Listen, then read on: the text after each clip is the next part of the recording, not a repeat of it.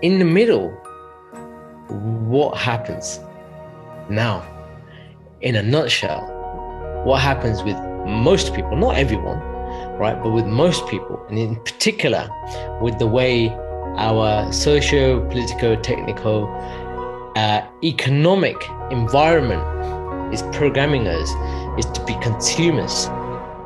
Or you dashing towards, the end, right? You can't wait for it to finish. Or is this dash an enjoyable journey where you're savoring every moment by being present in it? And as a consequence, you're realizing that you don't need the best of everything, but you can make the best out of everything that you've got. You are enough, okay?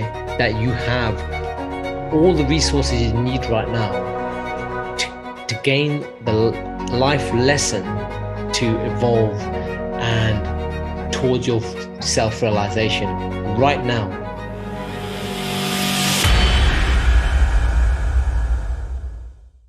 Welcome to another episode of Martial Mind Power. I'm Jatinder, and alongside me we have Sifu Lak. And Sifu Lak, how are you doing? Doing very well, thank you. Very well. And how are you? Fantastic, man. Fantastic. I'm a bit geeked out because I bought myself a new gadget, which allows me to do things like this. So how's my voice coming across? Yeah, pretty Darth Vader. Or what about this one? How does that one sound? Now you sound like a chipmunk. So just testing that stuff out, and yeah, good. Other than that, good. So for the listeners, right, you're not on a chipmunk show or a Star Wars episode. That's right. So I think what's going to happen is any future ones are potentially start getting having some special effects in it as we're speaking. So something like. So that didn't come through. I just realized I just pressed the button. The sound didn't come through now. All right, you need to set up your little toy or whatever it is that you've got there with your voice special effects system. Exactly. All righty. So again, today we'll be going through a wisdom bomb from the book, The Art of Thinking Without Thinking. And as always, we've got to do it the other way around, because that way we don't. Do you want to shout out stop? Stop. Okay. Ooh, here we go. Life is a zero-sum game. 572. 572. Okay. Life is a zero-sum game. Interesting. Good. So for our listeners and our viewers, I will hold up the book, okay, with that page. Okay. So life is a zero-sum game. It's a picture of a pound coin, okay, that's sitting on a whole table full of pound coins. Okay. So that is it. Okay. So life is a zero-sum game. Mr. JT Jedi, what came to you? What did you feel when you heard that? I've gone into a deep realm after hearing that one. Yeah. Gone into a deep realm, which might be too deep for some people, and some people might be like, tell us more. I guess it's that point where we have to just dive in then, eh? Exactly, man. Exactly. So life is a zero-sum game. Okay. So this can be related back to many spiritual beliefs. One that you can look into, which is something called the Kabbalion Hermetics, right? And there's an interesting passage which talks about all is in the all is all, and all is in the all. And what they're trying to explain in that is this thing which we're in, you can't add to it, you can't take away from it, right? Which basically means that's something we can't even comprehend in our minds, right? Which there's nothing new that needs to be made. There's nothing old. You can't minus from it. You can't, plus from it, which means there's some sort of balance in everything that's going on. So, the things that talk about how energy is never wasted, it's just transformed. Its form just changes. Like, for example, you boil water, and first there's water and then it becomes cloud-based and evaporates. But have we added or taken away from the universe in any way? We haven't. It's just, that. So for me, when you said life is a zero-sum game, it's almost that to some degree, because we're doing stuff, we're gaining stuff, but in the kind of grand cosmic scheme of things, are we really, which is deep. But I think some people are like that, some people may not. I don't know. But let's see where it goes. No, it's fantastic. I mean, that's what you're talking about there is Newton's law of conservation of energy, where energy cannot be created or destroyed. It can just change from one form to another, right? Yep, that's it. Right, so the example of water transforming into a gas when it's boiled to 100 degrees Celsius, it's now changing form. And then you take that steam, the gas, and then condense that down. It will liquefy again. You drop the temperature to 0, it freezes up, becomes solid, right? And the process kind of repeats itself. So absolutely. So where's the 0 in your mind, in your mind's eye, or in your unconscious is that everything just is as it is. Yeah, right? it's in my mind, it's like a center point. It's almost like a state of balance. So if you take like oscillations, for example, in life we oscillate. We go up, we go down, we go up and down, like, the sine and cosine waves, whatever they're called, right? And there's a line in the middle, which is like, 0 point. It's like perfect balance. And the closer we are to balance, the less there's kind of ups and downs, I suppose. So, yeah, so 0 point or zero-sum game is that. It's a state of perfect balance. Yeah. You know what? It's actually very apt that that's what came to you initially, because this whole koan is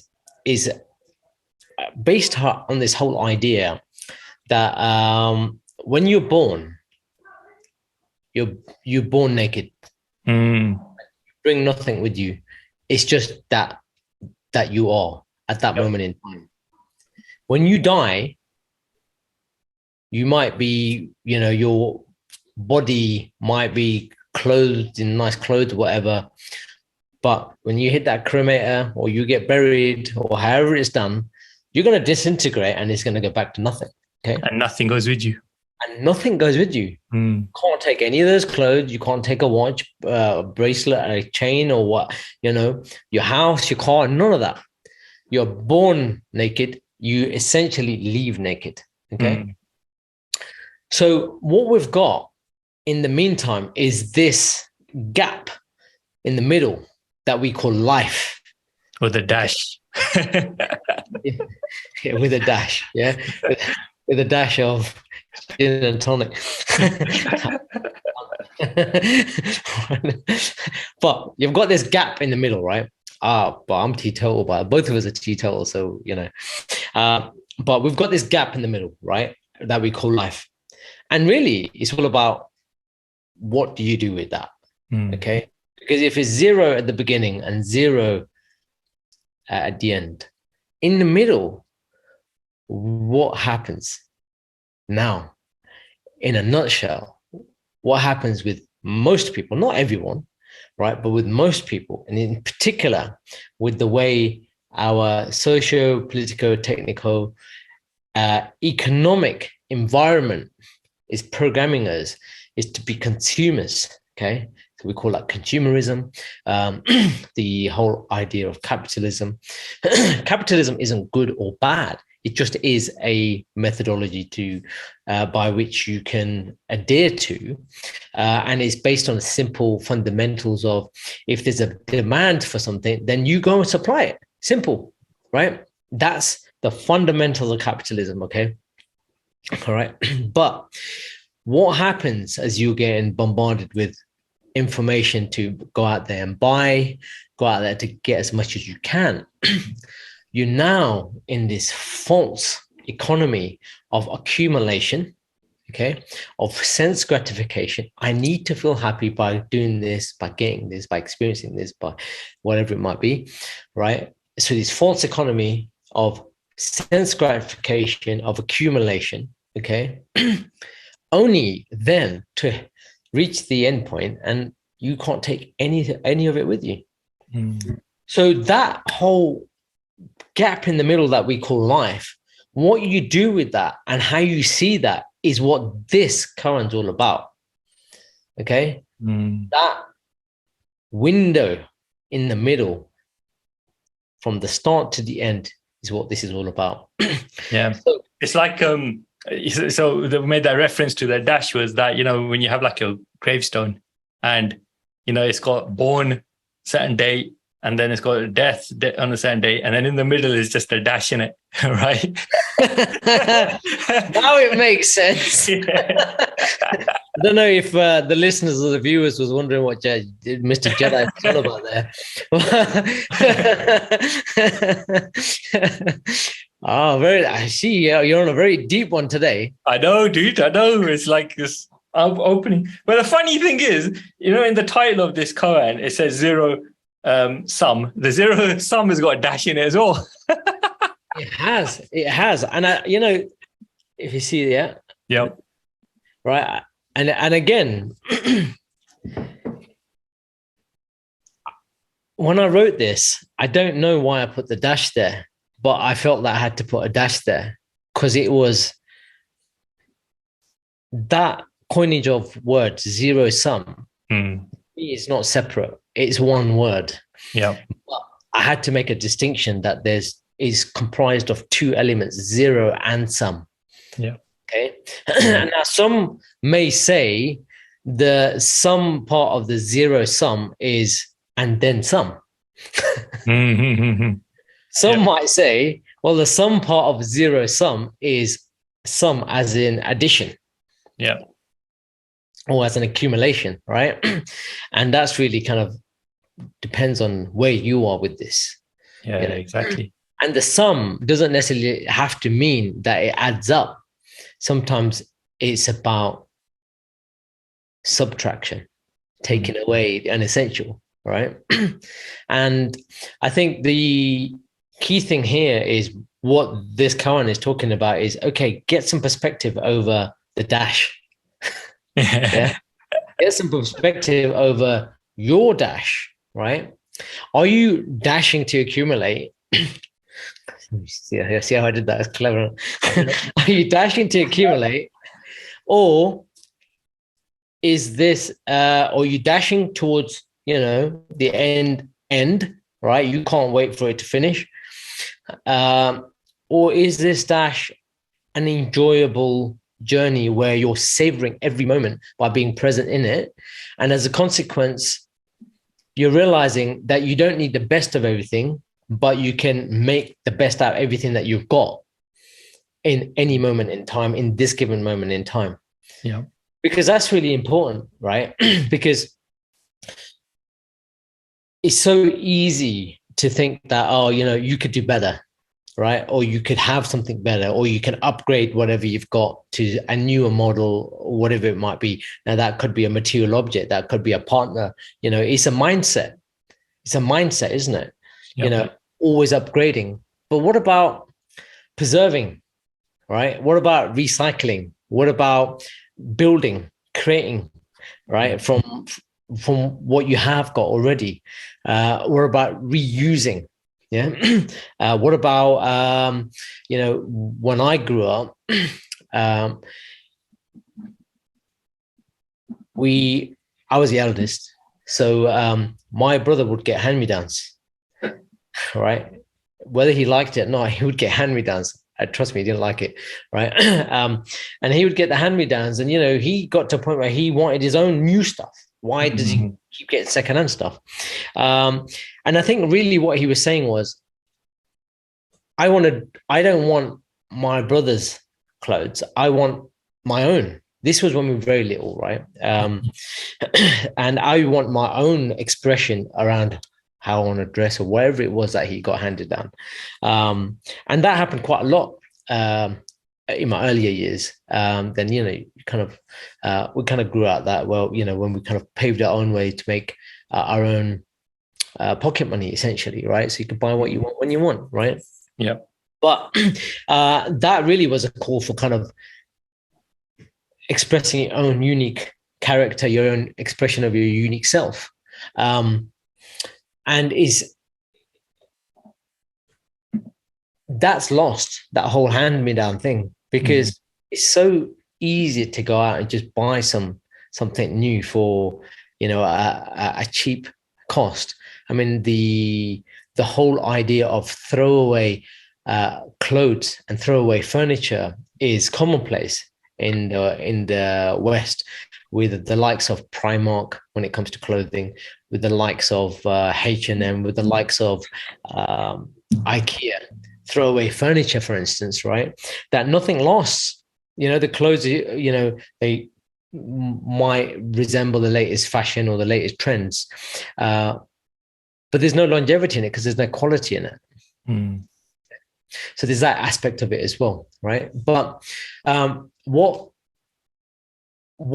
we're talking about here is some strategies that you can use to kind of say, all right, so in the dash, it's not all about accumulation and upgrading all the time. You can use what you've got, or you could, invest your money in long-lasting equipment, right? Whether that's clothing equipment, whether that's furniture equipment, or whatever type of equipment and whatever nature that equipment presents its usefulness in, so that it lasts a long period of time. So that you don't have to keep swapping it out. Therefore, you're not putting strain on Mother Earth for more renewed resources that will replenish your quest for your change of trends. Okay, won't so that you don't put a strain on Mother Earth's resources because you've had a whimsical change of heart, right? Because now this is the trend, or this is the fashion, or whichever way it's going. And this current's really about getting some perspective on that. Are you doing that? If you are doing that, be mindful about the cost you're having on Mother Earth, on other sentient beings. Is it sustainable? More importantly, what kind of intrinsic effect is it having on your body, your mind, your emotions, your spirit? Are you always constantly lusting after new things? Are you not happy with your old stuff? Are you disappointed with what you've got? And all of a sudden, all of these emotions is one whole big cesspool of wants and desires. Okay. Now, what happens with wants and desires is really simple. And Buddha nailed it when he said the root cause of all suffering is attachment. Because what happens is you get attached to these desires. Okay. And you want more of whatever it is that you want more of. And you suffer because you can't have it. You suffer, we don't have enough to have what you want. And it's a continuous, vicious loop, a vicious cycle. And the hardest thing to do is to get rid of that desire. And Alan Watts famously said, it is one of the quotes that that resonated quite well, is the desire for desirelessness is a foolish desire. Because you're kind of desiring to be desirelessness, but it's a desire in itself, isn't it? Yeah. So the idea is actually just to let go of it, let go of attachment completely. And the way I can see it is all your wants, right? And most of these are wants. Needs are necessities, is a different thing, right? And again, you've got to have perspective on a need for what. As a project manager, we've got this thing called Moscow: must have, should have, could have, would have. Yeah. And out of those four, right, A need is a must-have, but that must be necessary. Okay, the others are kind of like, are not really that important. What are you normally refer to as nice to haves. So where is it? Where do those things sit in the overall scheme of things? It's a fascinating one, Lex, because this koan opens up like a whole bunch of questions about life. It's like, things like, what is it? Why are we here? Who am I? What is this all about? Right? What happens before we came here? Where do we go afterwards? It's like, it's crazy and like how deep this particular koan can go. Because it is with these things, they're designed to just whatever goes on within yourself when you read these, right? And so it's like an endless thing that we can talk about, which is fantastic. I was just going deep in my mind, thinking, how deep can we go with this one today? Keep going then. Keep going. The whole idea of this podcast is exactly this. We've got these koans. These koans, the koans are written in a way in which they allow, if you're in the right space, especially if in the right meditative space when you're reading the koan, is to listen carefully to that intrinsic experience that happens within you to give you that inner insight into the teaching that koan's trying to help you connect with for yourself. And because it's for yourself, the teaching is individual. No two people have got the same perspective. Okay, you might think you do, but actually everyone's where they are. And everyone's where they need to be in any given moment in time as well. But as a consequence, the depth that you go to will be relevant to you. So these podcasts are here for us to talk about different aspects of things. And we might not cover all of the aspects. By far, we won't cover all the aspects. It's probably safer to say that. But what we do is start to stir up some of the topics around the koan so that it can help people start to dig deeper in themselves so that they can bring up the things that are relevant in this specific case, so you can get value and positive transformation and guidance in your life, so that to lead you towards your own self-mastery and self-realization. Because ultimately, all self-mastery is about knowing oneself. And self-realization is the ultimate realization of the self, which is knowing yourself. Right? Yeah. But knowing yourself through body, mind, emotion, spirit. Okay. So what we're doing here is, stirring up a whole bunch of different topics, thought processes, and so on. And one of these hopefully will resonate with you as a listener or viewer, and allow yourself to get some deeper insights into your own journey and where you are, so you can stand better in yourself. Exactly. I mean, because all we're trying to do in a way is Bruce his style that he created of martial art was called the way of the intercepting fist, right? And one of the philosophies around that was breaking patterns. And what we don't realize is that in life, like, we're born on this planet, we come into this life, and we're kind of in a system. We get caught up in a system based on, your parents, your culture, your religions, your society, your friends, and so you get caught up into these systems, yeah? And sometimes what can happen is that we think there's nothing else apart from what we just do on a kind of daily basis. But that's when you have to do a pattern interrupt or intercept, like, with the fist in a way, to say, hang on a minute, is this really the case? Why are you thinking the way you are? Where did that come from, right? What makes you think there's no other ways of doing things? How come one person can do something and another person can't? And they've come from similar backgrounds, right? So what's going on in that kind of scenario and situation? If you don't ask the questions, you're never going to know, right? And that's the beauty of life, and this kind of tuning into, when we talk about, mind mastery or self-awareness and stuff, is that you got to question your own brain. You got to question your own thinking. Like, where are you conditioned? I always say, like, how do you know you're conditioned when you don't know you're conditioned, right? And the only way that happens is external forces. Like, we go back to Newton. There's one of his laws is that an object will stay in motion until acted upon by an external force, right? Yeah. And the external force is needed because sometimes the external force taps you on your hand and says, "Is this really the case? Are you really thinking like this? Have you looked at this?" So the external world is a stimulus that can also trigger you to rethink the way you think, right? And that's what's fascinating about this kind of koans and stuff, because it's like, let's ask those questions. Let's have those conversations. Why do you think there has to be one path? There's not one path. There's many paths. Yeah. Right? And that's why we have so many different cultures and belief systems, because somebody along the way figured out something that worked and they shared it with the world. But this world is so big, this universe is so big, how can there just be one way of doing something? Right?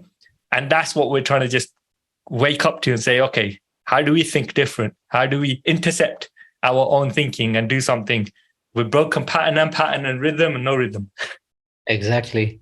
And coming back to the example of how do you know what you don't know? Well, and you get this something that awakens that part of you. Well, there's Prochaska and Di Clemente have this. They created this process of change, model, and originally this process of change model was created to really for smoking cessation, drinking cessation, and then later on there was a big realization that actually this model can be used for any transformational change. And the idea behind it is that when you don't know what you don't know, you're in a stage of what's called pre-contemplation. You don't know that there's an issue there, or you don't know there's something that you need to resolve, or you don't know there's something you could do better. You don't know there's a different possibility. You're just completely blind to it. You're not ignorant because you're not meaning to do it. You just don't know. And that's okay. And, we live in a very colorful world because you've got people in very different stages of consciousness. And then sometimes what happens is you will experience something, and that thing that you experience will create an awareness around that insight, that particular teaching, that particular life lesson that you need to become aware of. And that starts the process of what's called contemplation. So it helps you motivate and increase your confidence in your ability to start the change, right? And then once you become aware of that, if you decide to actually take positive action, because at that point you kind of know, right? There's something that you can do better. There's something you can improve. Something more possibilities exist out there. Then if you leave it where it is, then nothing's going to change, right? You do the same thing, you get the same result. You do something different, you get a different outcome, right? So are you going to do something different to get the outcome that you desire? Or the change that you want to make. So then you've got to go to the next stage is what's called preparation. You start to prepare, right? So you might go out and start Googling stuff, or you might go out and buy a book on whatever it is that you're trying to learn about, to improve in your life, to better in your life, to impact your life in a positive way. And then you start to go through this process of negotiating with yourself, right? No one else. This is just your decision, right? And planning, not with anybody else, but with yourself, right? And for those people that, start to put dependencies on other people or start to blame other people, all you're doing is just saying, I'm not responsible for my life. I'm going to offload it and blame everyone else for it. And I'm going to claim irresponsibility around this, but actually your life is still shit. Mm-hmm. Right. So what's the point? Right. So this is where preparation is key. Whereas part of the preparation is like, part of you is negotiating with yourself to say, do you know what? I need to fucking change something here. I need to take some positive transformation action to move towards the space that I want to be in. What does my life need to look like right here? Okay. And then you take the action. That'll lead you to move to action, or call to action, as they say. And that, when you start doing that and you start seeing some results, it starts to reaffirm your commitment in that space and allows you to continue to follow up. And there's this whole cycle of belief, how when you start getting results, it starts to reinforce your belief. Therefore, you put more energy into it, you get more results, and so on, right? So it's important that that action starts to get the results, but you need perseverance. Mm-hmm. Too many people fall out because they don't have, as Dr. Napoleon Hill said, stickability. Stickability is, not everyone's bag. But the problem is, if you don't develop the art of having stickability, you're always going to give up on stuff. Mm. You know what? There's too many spineless people out there that actually don't stick to what they mean to do. Hopefully they mean to do good and ethical things, ecological things, and follow through. But too many people don't follow through. Okay.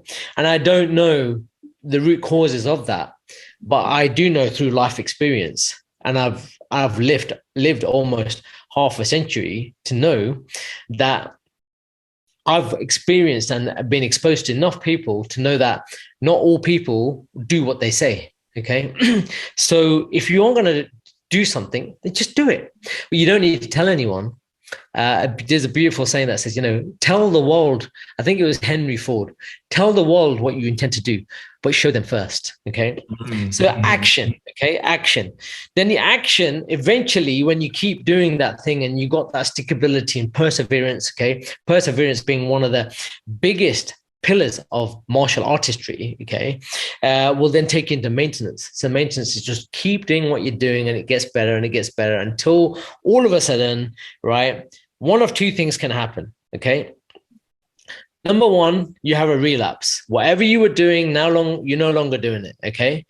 And you have a relapse and people think, I failed, fuck it, I've fallen off the bandwagon. Now, I'm jacking, I can't do this, right? And this comes back to the spinelessness, right? You've got to develop that perseverance, okay? You've got to develop that backbone that says, I want to keep going with this, okay? So if you relapse, what you need to reframe that as is not failure, it's just a lesson. And it gives you an opportunity to test your perseverance and stickability, and then get back on it, right? And carry on doing it. If you need a little break, take a little break, but just make sure it's short so you can get back on track quickly, okay? And then if you do relapse, you might have to go through the contemplation, preparation, action process all over again, okay? Mm. But from that maintenance, if you don't go relapse and you've got it to the point where it's now become a new habit, okay? Because ultimately stages of change is about creating new positive habits, then eventually it will drop off into what's called termination. That means now you've got a new habit, and that habit is now serving you in a better, more resourceful way, okay? And this whole stage of 7 stages of change model by Prochaska and Di Clemente is in my first book, Master Your Life, okay? The Art of Martial Mind Power. And you could see that on page 168. So it's right here for those of you that want to get yourself a copy on Amazon. Okay. So you can go and have a look at that. And that kind of hopefully will help you understand the process that every human being goes through. But like Prochaska and Di Clemente, they realized that, this wasn't only to do with smoking and drinking cessation, but anything. So I first came across this model when I was doing my personal trainer certification award, and to create new healthy habits for people, right? To take them from sedentary lifestyles to active lifestyles. Okay. So I didn't even hear about this in that context. I heard about it in the context of physical cultivation. Okay. So this is something, a model that can be used in any aspect of your life. Now, coming back to this, life is a zero-sum game. I know you got to say something Before there. you get a hold that thought, it's just that when you were sharing about stickability, there's a parable that comes to mind that my dad shares with me, right? And it's a funny one because I think it's this story about sour grapes, yeah, or khatte angur as they say in Punjabi, right? And he talks about how this fox or a lumbar, I think they call it in Punjabi, right? Is trying to get these grapes. And it's jumping up, it's trying to get them, and it just can't at some stage, right? It just gives up, looks at it. And somebody asks, what's going on? Why are you stopping? And he goes, oh, the sour grapes. Like, the moral of the story is that it's given up. It didn't try to go any further. Yeah. So the excuse that they come up with is the sour grapes, the khatte, they're not taste-worthy. That's why I stopped going after them. But it's because they couldn't do it. And again, excuse is giving up your power, is giving up your power to do something. Because, if you carried on or I found a way to get those grapes, then, you'd be able to enjoy the grape. The fox would be able to enjoy the grape. But because he gave up, he found an excuse and gave up his power to get the grapes. Exactly. And it was often used as a little, testing phase when one was doing something. They were like, khatte angur? You're like, no, I'm not giving up. Do you know what? I didn't even know there was a saying in Punjabi that spoke to that. But you might have made it up. I don't know, but it was a good example. Khatte angur is one we can use going forwards, and our avid listeners will know what khatte angur mean now, right? Yeah. Don't be a khatta angur, innit? Sour grape. I think a sour grape. Another connotation for sour grape is someone that's always kind of miserable, isn't it? Mm-hmm. Right. So there's also that connotation of it that not only might you be giving up, right, on yourself because that's the only thing you're giving up on, but you're going to be miserable as a consequence of giving up on yourself. Exactly. Because the only person you're cheating is who? Yourself. Exactly, right. So yeah, it's, we're talking about this koan and we're talking about the dash, right? And one of the things that I wanted to talk about very quickly was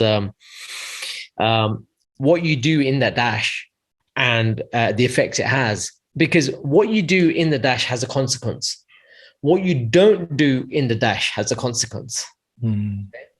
And knowing that impact that you can have, and also knowing the impact that you cannot have or do not have is important, because that's also part of the equation of whether you stay zero sum, right, or you're crediting or debiting from that. Yeah. And we spoke about that as in karma previously. Okay. So we've got a separate koan, which we go into in quite a lot of depth on that.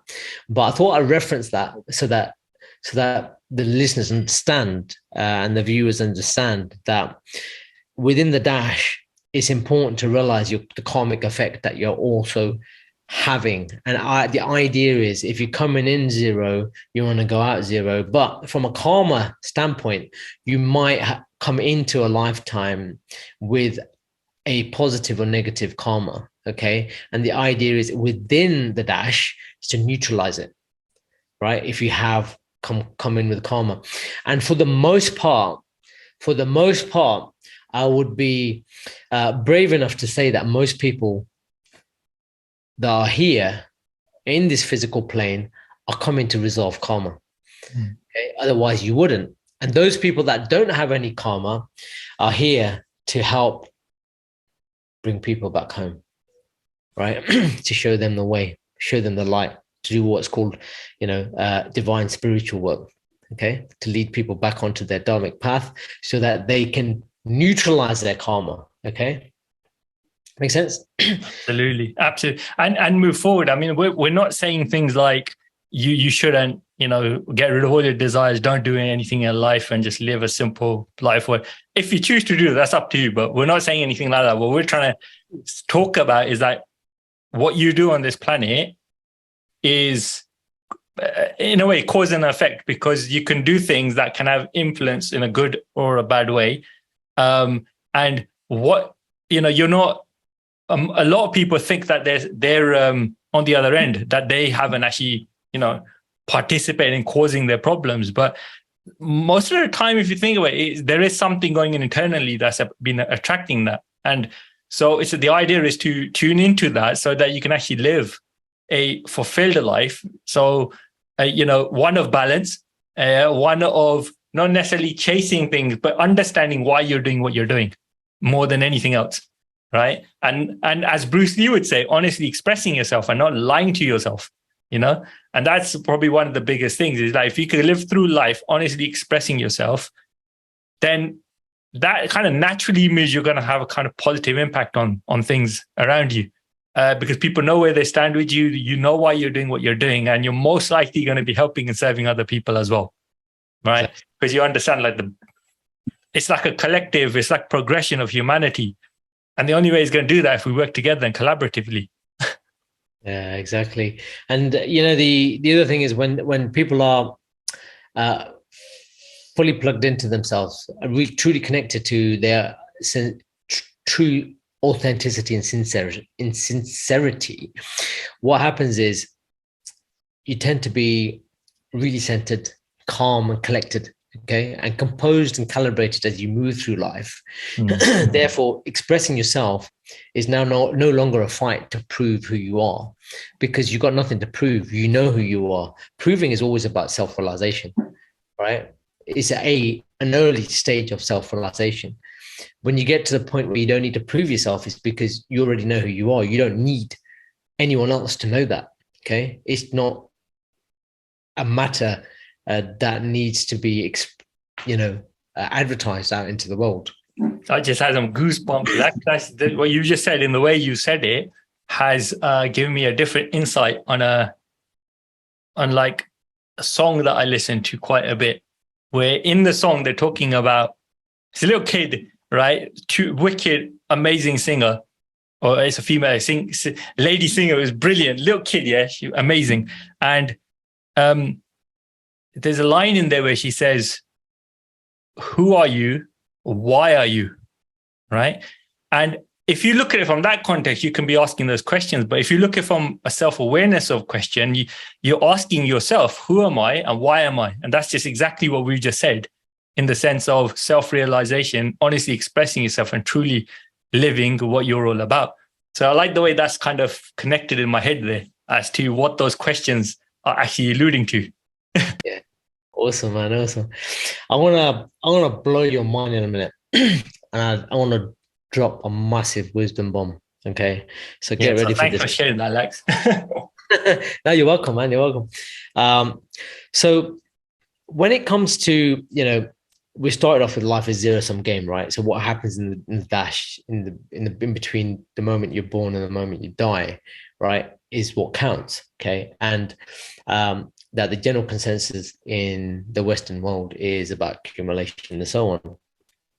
And therefore, we talked about this idea of letting go, okay? Right? Letting go of all attachments. Attachments being the root cause of all suffering, okay? This doesn't mean that you have to become what's called a sannyasi, right? A sannyasi means a spiritual person that renounces all material beings and becomes a monk, okay? And then just goes off and lives in a jungle or a cave up in the Himalayas, yeah? You could do that if that's your calling. It's got to be a calling, right? It's not something you just say, hey, you know what? Fuck this shit, I'm going to go. And it's definitely something you shouldn't do just because of sour grapes. Yes. You couldn't tackle life or you do something, I'm just going to go away. It's a calling, and you'll feel it here, okay? If you ever have a pull towards it. I think that's the best I was trying to not use the word calling again. Use the Punjabi word, khich. Yeah, you feel that khich, Pull right? towards it. Right. So, if you got that calling, then, that's a different matter. But so, becoming a sannyasi, what we're saying is you don't need to do that. You don't need to renounce all your material belongings and your family and friends and so on, and just say, you know what, to hell with this. I'm going to go and live a sannyasi's life. Okay. And go find a guru up in the Himalayan mountains and follow that path. You could do if it's a calling, and I would, you should listen to that if that's what you need to do. But the flip side of it is, okay, right, the other side of the extreme continuum is, you're greedy, okay, and all you want to do is accumulate and so on, right? And it's all about wealth and riches and all the rest, okay. But there's this idea, right? It's not even an idea, it's an actual state of being, okay, that you can get to, right? And this state of being is called a Raja Rishi, right? Rishi being someone like a guru, someone that's a spiritual master, okay? And a Raja being a king, okay? So it means king, spiritual master, okay? Now, you may know someone, right, in your life that is, the nicest person you've ever met, right? And they've got an abundance of wealth, right? But they're not attached to it. And everything is just coming to them as and when they need it. But they've got way more than enough. And they're just living the life, and there's no strain, there's no pressure or anything like that, okay? Now, imagine that where you've got spiritual mastery as well, okay? So this is the opposite to the sannyasi, is the Raja Rishi, where the Raja Rishi is one which is a spiritual master that also honors and can enjoy Mother Earth's gifts, abundant gifts that she has offered to us in this physical lifetime, because that's part of the attraction of being in this physical realm. So they can enjoy that as well, but they're not attached to it. But it comes anyway, because they were meant to be surrounded by opulence, right? And they just happen to kind of glide through life, right? But also have that spiritual mastery and help others with it. Now, one of our gurus, our Guru Tegh Bahadur Ji, he was always adorned in gold and jewelry and flowers and so on, right? And he always rode a horse, and his horse was always decorated in beautiful garments and jewelry and so on. He was a Raja Rishi, okay? He wasn't bound by wealth and jewelry and precious metals or anything like that. It was just something that he had an abundance to enjoy in this lifetime, right? Whilst he lived his life to guide millions of people, right? So this whole idea of a Raja Rishi is taking this idea of zero sum, right? Enjoying all the abundance that Mother Earth has to offer to you, but without striving, without any tension, without the ill effect of going out there and getting it with ill intent, such as greed, right? Such as gluttony, right? So it takes all of that away, okay? Now that is a really high state of consciousness to get to that. Now, at the same time, different gurus, different rishis carry themselves through life in a different way, right? And I'll give you an example of Buddha, right? Gautama Siddhartha Gautama, right? He was born in an oligarch family, yeah, right? Oligarch meaning he wasn't just rich, right? He owned nations essentially, right?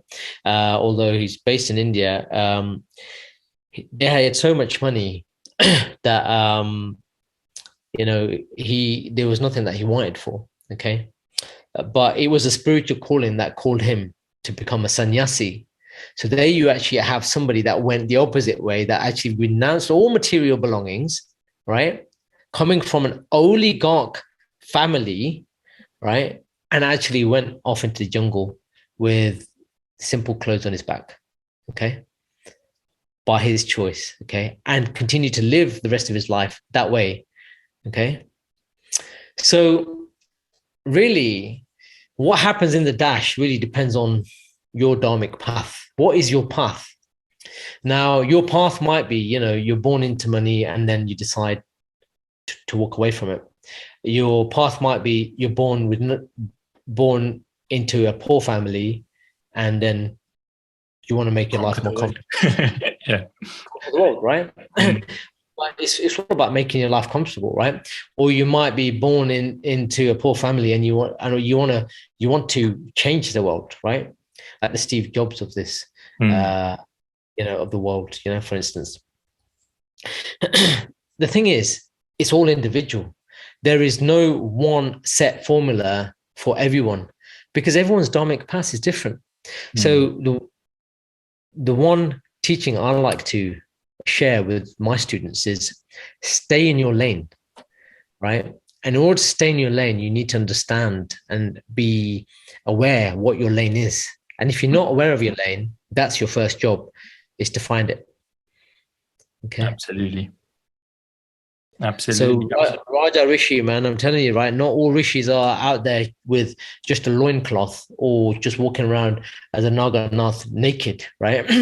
There are rishis out there that are living in palaces, but they're not attached to any of it. Okay. Mm-hmm.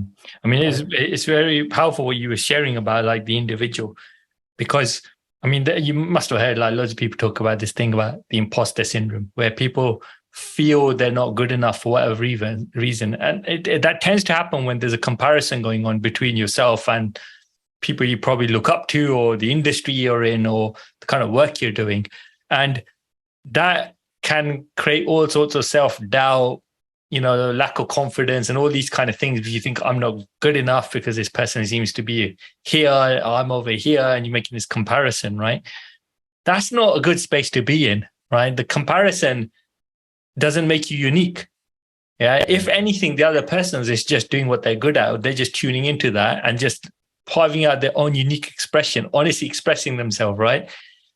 So why not do that with yourself? Why not, as an individual, look at your own core skills and what you can bring, and how can you make something original and go with the flow around that? Because we were talking off the podcast earlier on about how the world is becoming very kind of micro-niched, individualized, based off your own skills and skills and kind of knowledge. And you can so make a living with what you know and do, right? And that way you can be a very unique expression of yourself. And that's what we're here to do, is just be our own unique expression and not compare ourselves to other people. So in your life, in your dash, get rid of your comparisons. Just don't do it. Just don't compare. You are what you are. Go and do your best. That's the key. There's a syndrome for that. You know that? Comparethemarket.com syndrome.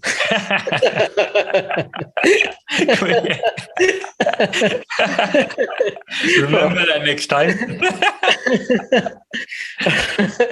So yeah, honestly, that, you know what, that's a really important point, right? Is social media hasn't helped, to be honest.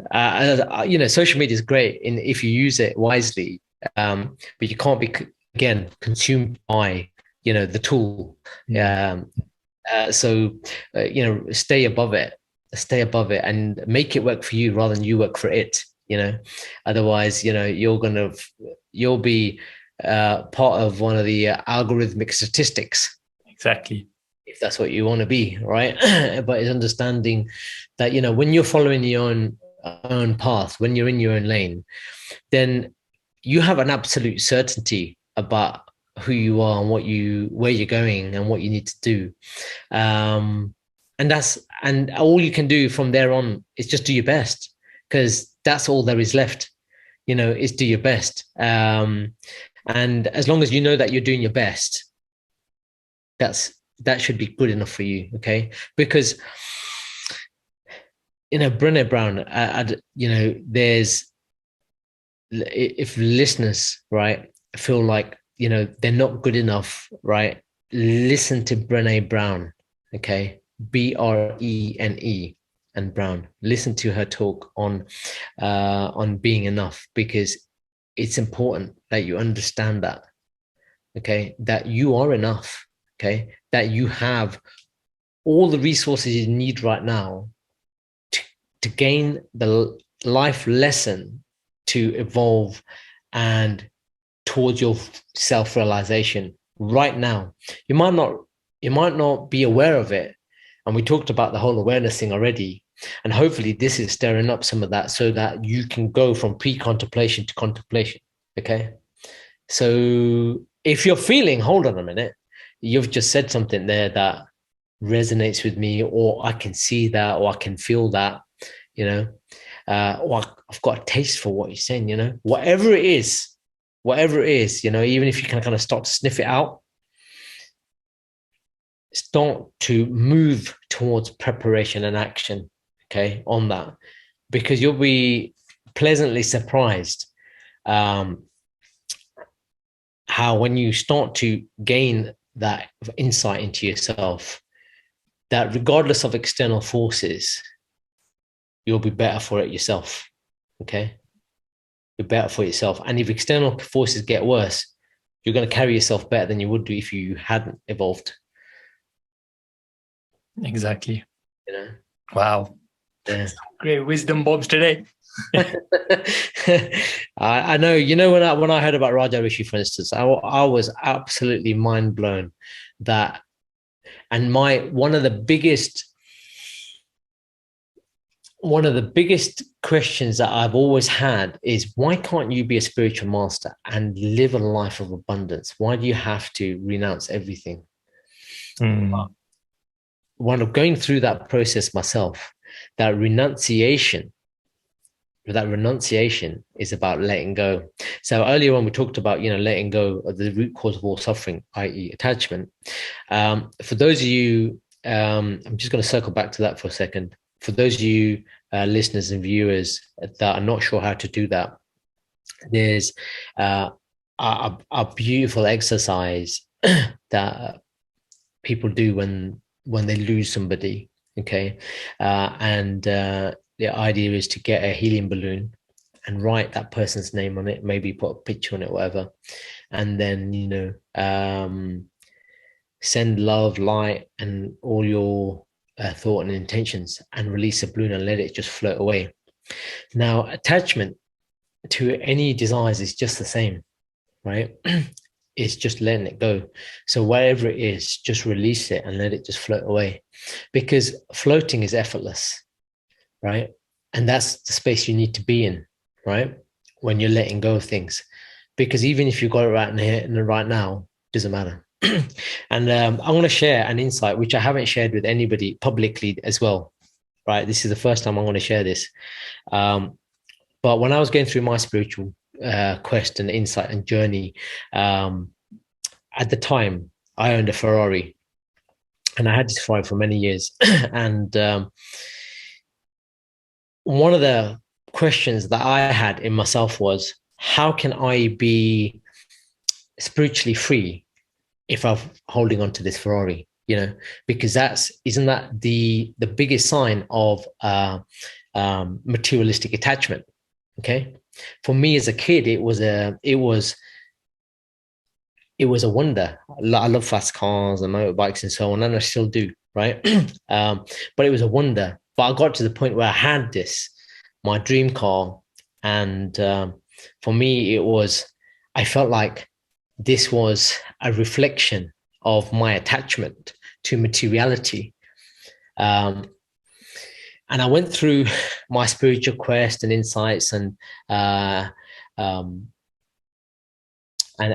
spiritual freedom. Okay. And as I came out of that other side, there was a time I was sitting down meditating, and as I was meditating, I sat down and I asked a question, about this attachment.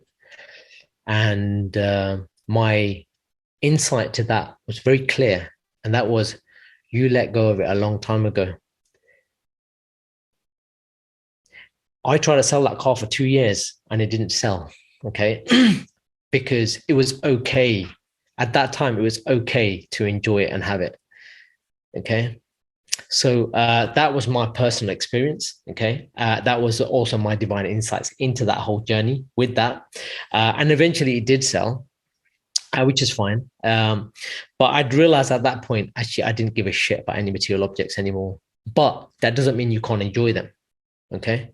So I wanted to share that because it's okay for somebody that hasn't got it to talk about things like that as a theoretical or a hypothetical. But in my case, it's realistic. I've actually gone through that. And those 5 years or so of ownership of that Ferrari for me was a bit of a trial and tribulation, and therefore at the end, a liberation. Okay. So I hope that makes sense, right? For listeners and viewers, because coming out of that at the other side, a bit like the Raja Rishi is, you're allowed to enjoy the physical and material gifts that are bestowed on us by Mother Earth, but do it ethically, right? Do it morally. That's really the real takeaway. And if it's getting in the way of your spiritual progression, then contemplate. Go into the contemplation stage and think about, is there a change that needs to be made around that? And if so, then make the change and refine that. Okay, until you rise. Okay. So hopefully that gives you a bit of insight into that. But yeah, that's a first time share that one, and I don't think I've ever talked to you about that either. I'm just taking it and listening. Thank you for sharing. You're welcome, man. You're welcome. So, shall we read the koan? Let's do it. Okay. So the koan reads, okay, so life is a zero-sum game. We are born naked and bring nothing with us. Zero. When we die, we take nothing with us. Zero. If we start with zero and end with zero, life is simply a zero-sum game. So this begs a question. What is the point of stressing about money and possessions in between?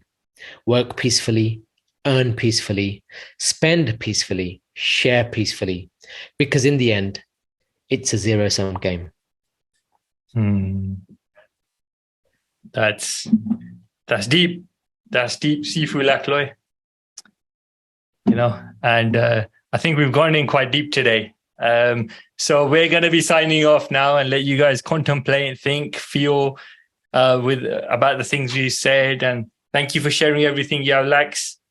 And everyone, this is from The Art of Thinking Without Thinking, which again is available from martialmindpower.com, or simply just go to Amazon and get it from there.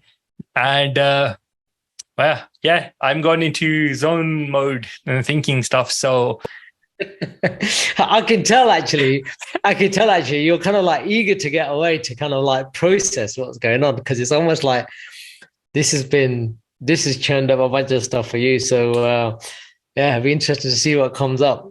Definitely. But for the listeners and viewers, the more you put into yourself, the more you're going to get out.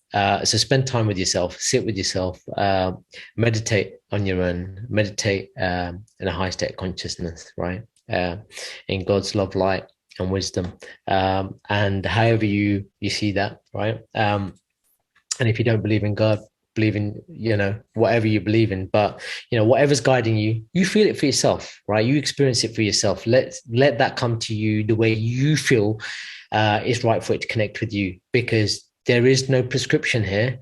All we're saying is look inwards and you'll be amazed that you might see everything. Fantastic. Right. And on that note, thank you very much, Sifu Lak, and we shall chat to you all next time. So thank you, and until next time.